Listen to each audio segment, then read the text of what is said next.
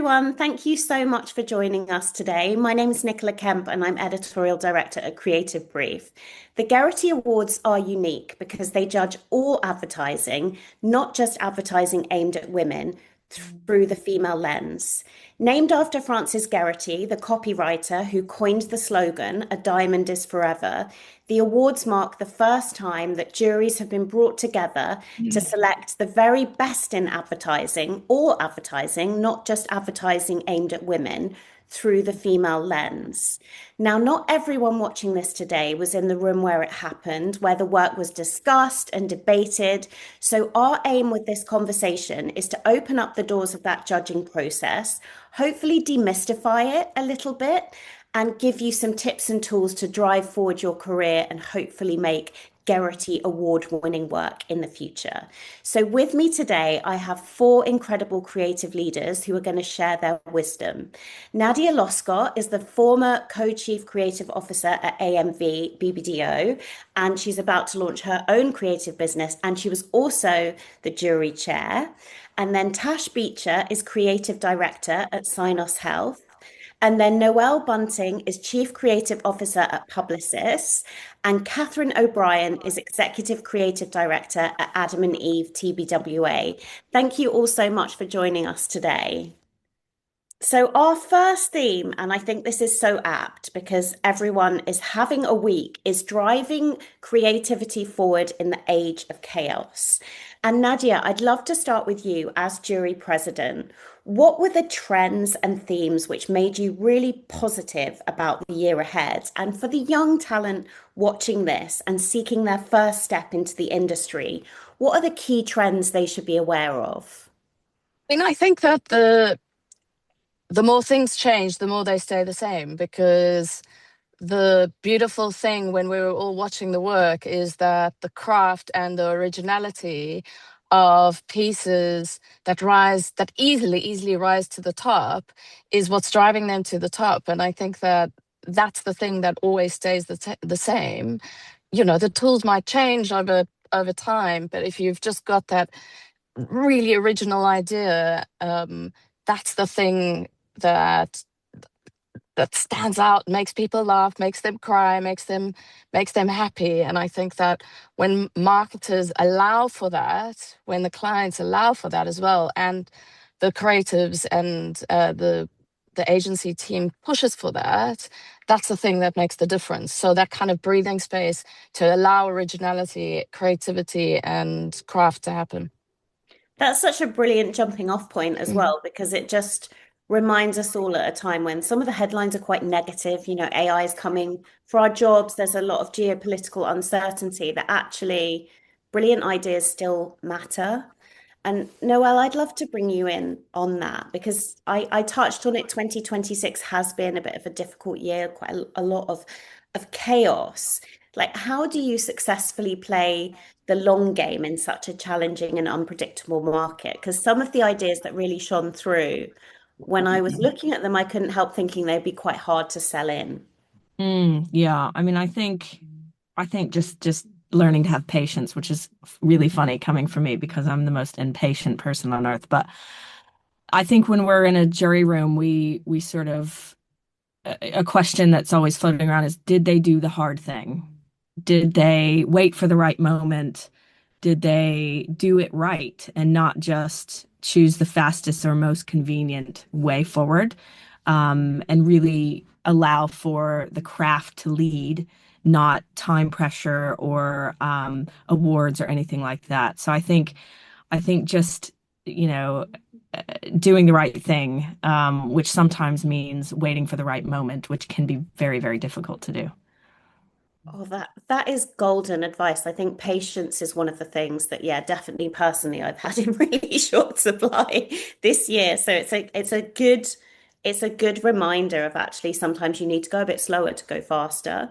And Catherine, I'd love to bring you in here because as a creative leader, it's really, really easy to get up in industry hype cycles and get caught up with constantly changing what your strategy is, chasing the new and the next.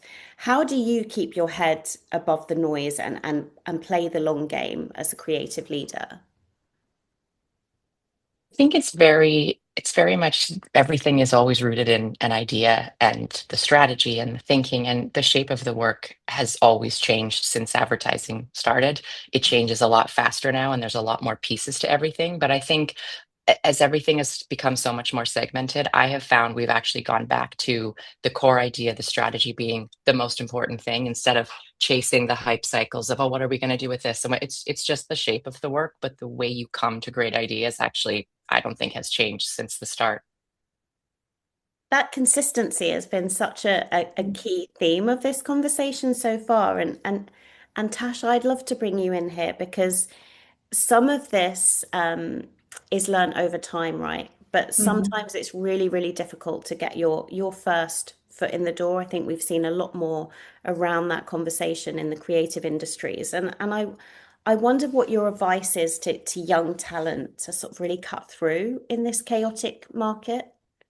I think it's kind of touching upon what everybody else has said, really. It's what it's always been. It's kind of leaning on the strategy and the insight and the humanity. And, as Nadja was saying earlier, originality, right? It's that in itself is inherently human. So yeah, leaning into that and not relying on AI to come up with the solve. Use your strategic part of your brain, partner with your strategist. I always say that strategy is your best friend as a kind of, particularly as a creative coming up. So yeah, have actual conversations with people to kind of spark that curiosity that leads to that kind of originality. It kind of comes in between those conversations in the quiet parts of of those conversations. So yeah, love life, listen. You've got, two ears and one mouth, and use them in that way, and then direct all of that into the originality. And I think that's how you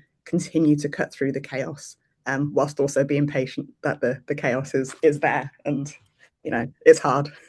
And it's so interesting that you mentioned the AI piece as well, because one of the things that I found really stand out from the judging day was the focus on wanting to know the craft story, which I Mm, think is so interesting in terms of how we tell the story of creativity, not just around effectiveness, but around, that cultural impact. And I'd love to shift the discussion slightly to really focus on some of those trends coming out from the work, because there's always things that you haven't seen or things that surprise you. And Noel, I'd love to get your point of view. What was the work that surprised you most around the Gerety Award winning work this year? Oh, you're on mute. I think there was a comment very early on in the day, which was, oh, it's good to see humor coming back. I think we say mm, that all the time, but I think in this context, it was really, really nice to see different kinds of humor. We saw quite, from very, very dry to kind of more loud humor, um, and humor from all over the world too, which is the fact that it landed with this audience, I think is really telling. So the humor, the quirkiness, I think really surprised me. And also, well, something that didn't surprise me, but I think is worth noting, but just off the back of what we were saying about AI, it's very clear that the ideas that used AI and made a big song and dance about it and made that the idea, those didn't do as well. So I guess it did surprise me that some brands are still doing that. mm. And that felt a little they felt a little behind. But the craft really shone through, and that was in some of the ideas, and that was really nice to see. That's such an interesting point on humor because that is true. Every year we say it's lovely to see humor coming back. Humor is making a comeback. I think humor's been making a comeback since the 90s, and I'm here for that. I'm here for that consistency. Nadia, I'd love to bring you in here because if somebody watching this has never judged the work before or been in a judging room, I'd love to open the doors up and sort of give everyone a seat at that table to some degree. Like, how would you demystify that process, and what do you think is key to being like a great jury president or actually having the confidence to share your point of view on a piece of work? Yeah, I think that it's a room of fantastic jury members that we have. Everyone has gotten to a place through sheer talent, determination, and perseverance. And I think everyone in that room has an opinion. And I think it's, in a way, it's quite simple. The reason why popular music or pop music is popular is because people tend to fly towards that because it makes them feel something. And I think that it's the same in a jury room.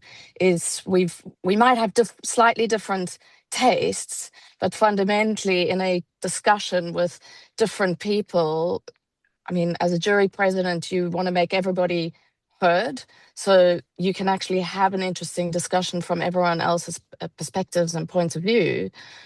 And that actually sometimes it might swing the room one way or another way.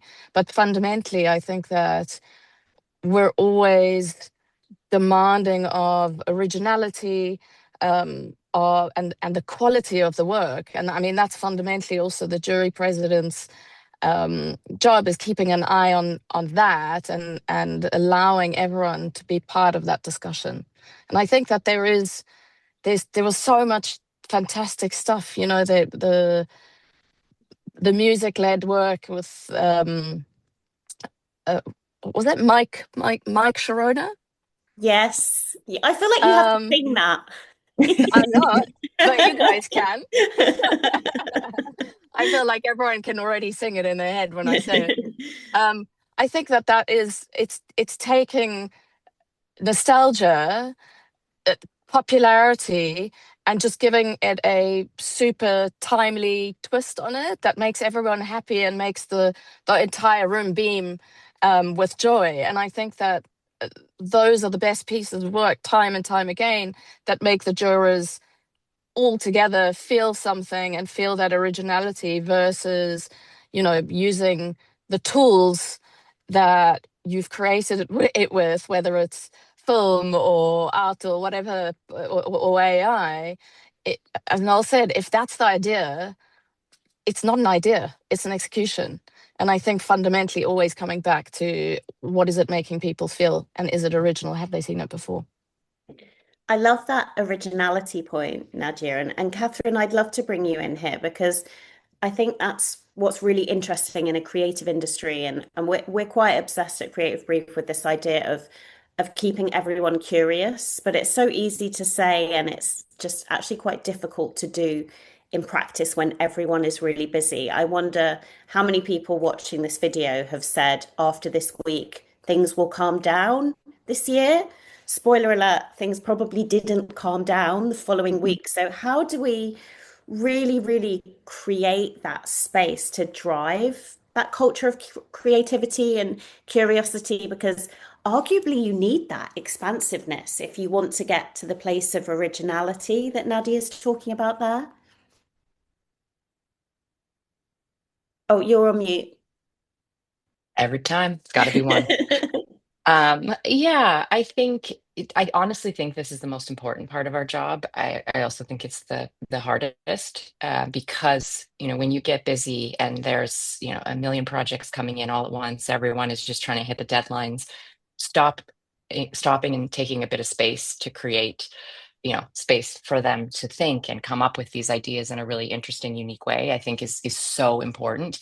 And I think, I mean, one of my favorite quotes is like, there's never time to do it right. There's always time to do it over. And so I think when you get in this cycle of just running and running, it actually ends up taking you longer and it can hurt the work. And so just reminding, I always try and have that in my head to remind myself, like, stop, take a breath, take the time to give the teams, you know, the space they need to work. But I think it's also the best way I found to do that is to keep it fun, to insert moments of fun, and to remember that, like, what we're doing at its core is a really cool job. Like, it's fun and it's interesting, and we're coming up with ideas and creative thoughts all day long. And sometimes you can forget that in the stress and the deadlines and the tech and then if you just stop and think of like, okay, let's just sit down. Let's, no more emails for a bit, no more back and forth on the screens. Let's just sit down in a room with a few people and just like talk, like have a conversation like this. And I find that doing something like that actually helps you get to the ideas faster. It makes it fun again. There's a million ways you can do it outside of work as well. That's so important. But I find in real time, just like grabbing people, grabbing a room, going old school and just making it a conversation is still, to me, the most effective way to get there faster. I think that point's so interesting, and what I think is so interesting about the Gerety judging in particular is the ability of the jury to debate with, not against each other. I think sometimes we get frightened of having different points of view, but actually the friction is where you get the freedom. And Tash, I'd love to bring you in on that, because there was so much work that was surprising and different. I mean, what stood out for you this year? I mean, it's been mentioned already, but definitely, like Noel, I was pleased to see that humour is still kind of a bit of a trend, particularly the Mike Sharona, as Nadja mentioned.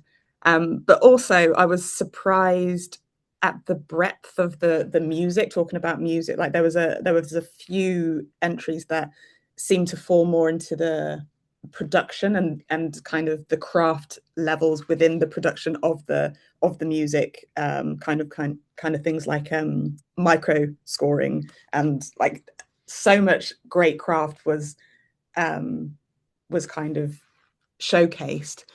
What also surprised me, I think, was the lack of health ads that were in there, and I think there is a reason for that, and it can be a lot more difficult to kind of be original and create work that is of the level that is needed for a jury like this. But I know that it exists. My agency does that kind of work, and yeah, I was a little bit surprised, and so I want to see more. So that's kind of a call out to people to submit more.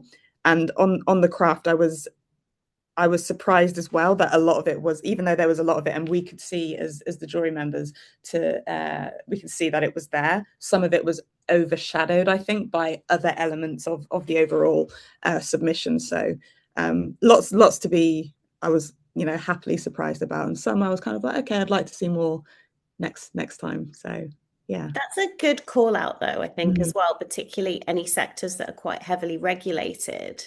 It's like always assuming that the playing field for creativity isn't always level, but there is always more. There's always like a push that you can do towards creating just more interesting work as well, and just kind of having that opportunity to enter awards as well and really have that reflection. Um, I'd love to shift the discussion again, and particularly because this is a Gerety jury discussion, it would be remiss of me to not touch on the truth that who makes the work shapes the work, which is a really interesting truth. And Tash, there is a lot of signs of a positivity in the industry, but there is also data points that show that we're going backwards. So according to major players, 120,000 women have left the creative industries over the past 2 years, and which is significantly more than men. And I just wondered what your view is as if we need to do more to really level that playing field for female creative leaders. Yeah, I think we do generally, or more does need to be done. I think it's almost like is it that it's more, or is it the application of that effort? So things like, I mean, Katherine mentioned it earlier about, giving space for certain things. I feel like we can give more space for female creative leaders to, think that the way that they think. I mean, we're not, a monolith, but we're all very different. But recognizing that those differences, recognizing that there should be space for people to do what they do in a very different way, and kind of being flexible in not just the physical spaces of places, but the environments, how progression even happens, and obviously you're always kind of keeping an eye on the bottom line as a, you know, business leader, but at the same time, business leaders need to be cognizant of, you know, what that space to grow looks like for individual people. So yeah, I think more can be done, but I think it's more how we apply the more that I know is being done across the industry as well. That's a really interesting nuance. And Katherine, I'd love to bring you in on that because there has been a growing focus actually across all sectors around the growing number of young people in the UK who are not in employment, education, or training. And it's a clear big issue for all industries, not just the creative industries. But I'd love to get your opinion on how we open up the creative industries to more young women and show them that there is a space for them here. I mean, I think it's definitely by example. I mean, you see people that make you think like, oh, they're a little bit like me. I could do that too. So obviously that's the clearest, easiest way. Show them representation of people that they can identify with and see themselves in, and that helps them. But I also think that the bigger issue is not the entry level as much, because at entry levels, I think, you know, it's important too, but it is a more even split.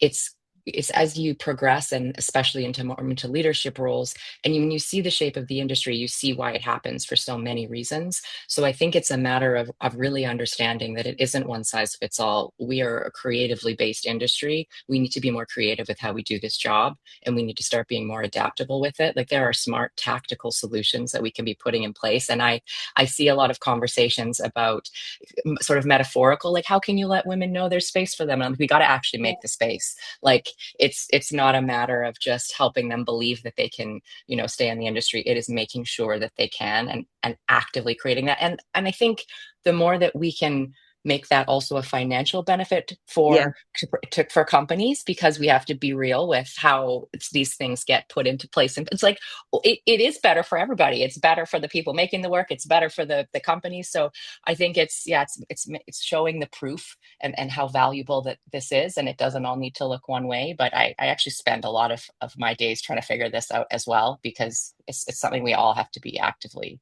pursuing. I love the focus on the structural shifts and the commercial benefits, because ultimately, if you don't have women in leadership positions, if you don't have that retention through particularly that messy middle of women's careers, then you're never going to have the cultural fluency as organizations to connect with half of your consumers.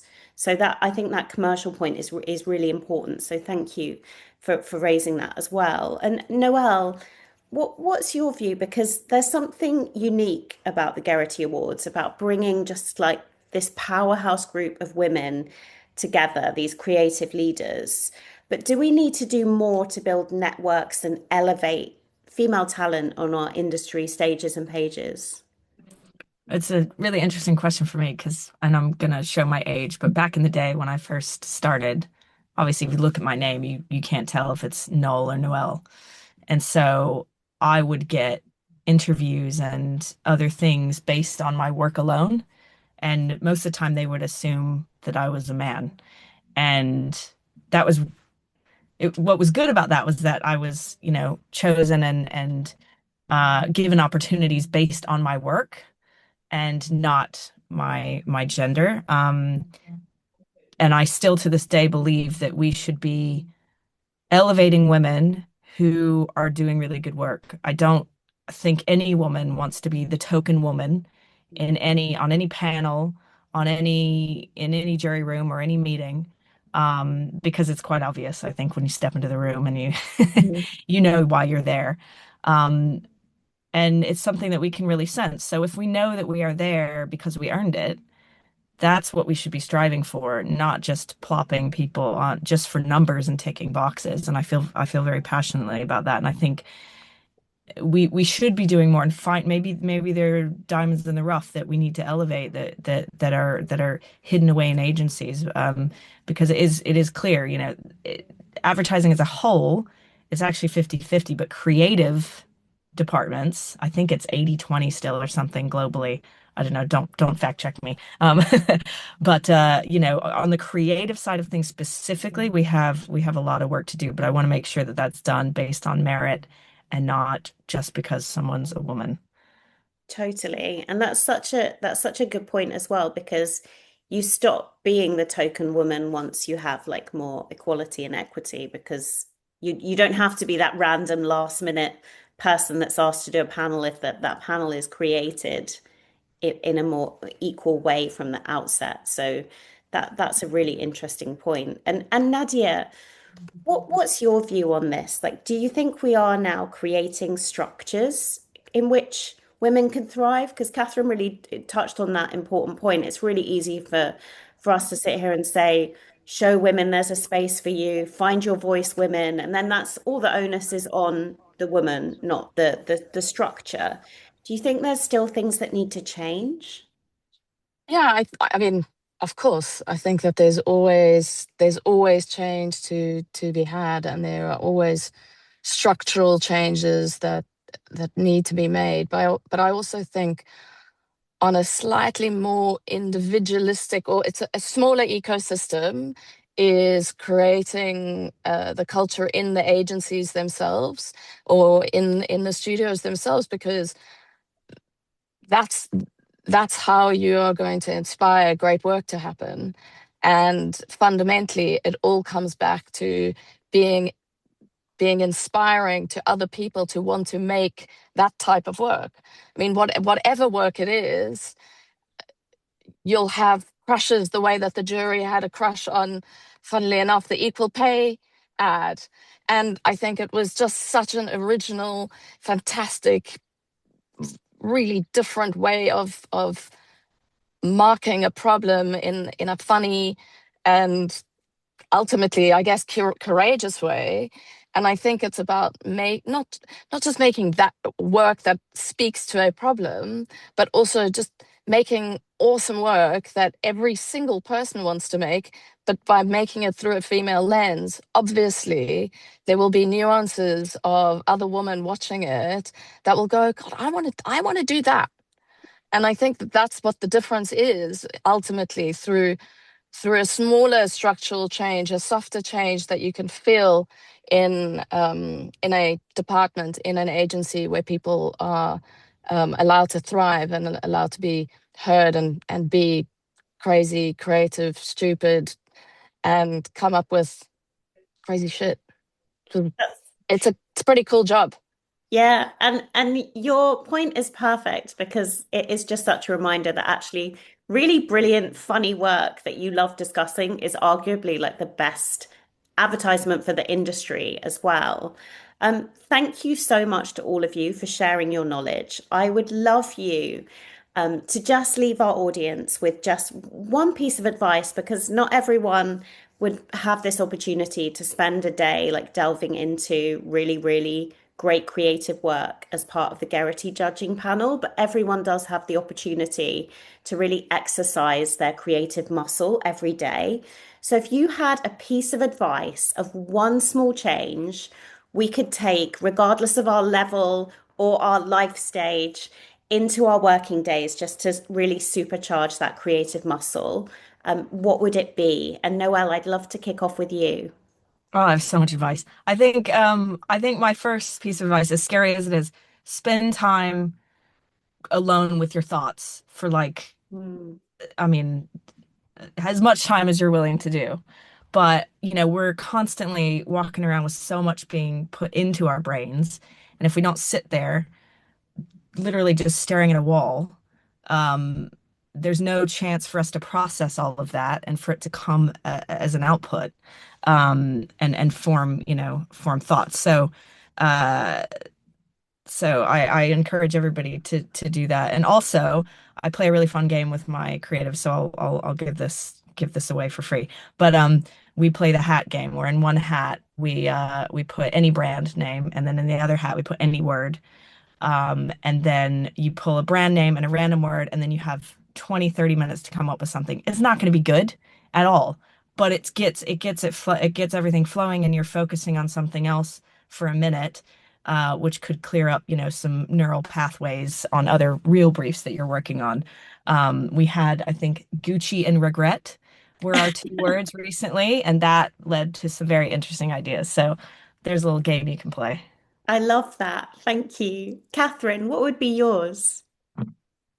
I think it would be practice doing things that scare you in low stakes situations and work your way up to being comfortable with that feeling of when something makes you feel a little bit nervous or makes you want to hold back. It's a muscle that you have to practice. We all look around and see people doing things and we're like, oh my God, they're so confident or they're so this. And like when I first started working in advertising, I didn't talk. I was so terrified. Every room I was in, I would just sit there and then I would see these other people just firing out their ideas. And in my head, I'm thinking, well, they said that out loud. Like, why are you just not saying anything?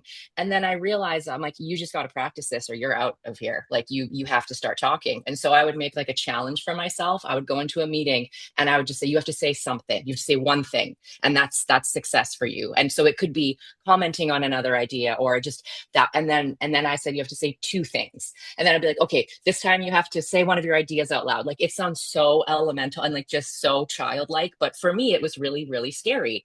And then now in meetings, you can't shut me up. I just don't stop talking the whole time. But it was a muscle I had to practice. And I think it's reminding ourselves that like whatever it is that's scary for you or you feel like might be holding you back, you don't have to get it right all at once, just little small bits. And then it works. Like it really does work, but you can't try and fix it all at once. So yeah, for me, that was the biggest unlock, being like, oh, whatever scares you, you just work on it a little bit at a time. That's such a lovely insight as well, because I just hate this kind of imposter syndrome narrative when actually like nerves are completely natural. We all have nerves. We just need to learn how to control them, not be dominated by them, that we don't actually do anything or say anything. That's such a lovely reminder. Thank you. Tash, what would be your advice? I mean, there's already been such amazing advice that I'm already mulling over myself and how I can kind of share that with other people as well. In a similar theme, I think it's about giving yourself space, but particularly don't wait for permission to get that space, right? It's because you need that space to fail in order to, practice, as everybody's kind of been alluding to, practice getting to the good stuff. And so obviously it's easier said than done to give yourself space. One thing that I try and do is, I mean, it's a bit of a classic, but every hour that I'm doing something, I give myself 15 minutes every hour to kind of just stop and just breathe a little bit. And the other thing that I try and do to allow for that kind of space is to have a first thing in the morning conversation every week. So before I've even, properly eaten it, usually with somebody that a friend or a colleague that's I kind of trust, just like have a conversation first. I think is actually really useful if you can do that at least once a week. So a couple of ways that you can give yourself space and give yourself permission, because you're not, you don't always need permission from other people. You need to give yourself permission. That is such a good reminder. Space and grace 2026. We need it. Thank you all for your amazing advice and insights. I really appreciate your time. And thank you to everyone who has tuned in today. If this conversation has reminded us anything, it's that creativity is a team sport and it works better when we get more points of view. Thank you to the Gerety Awards for their continued partnership with us. And thank you to our amazing panel today. Thank you. Thank you so much. Thank you. Thank you so much.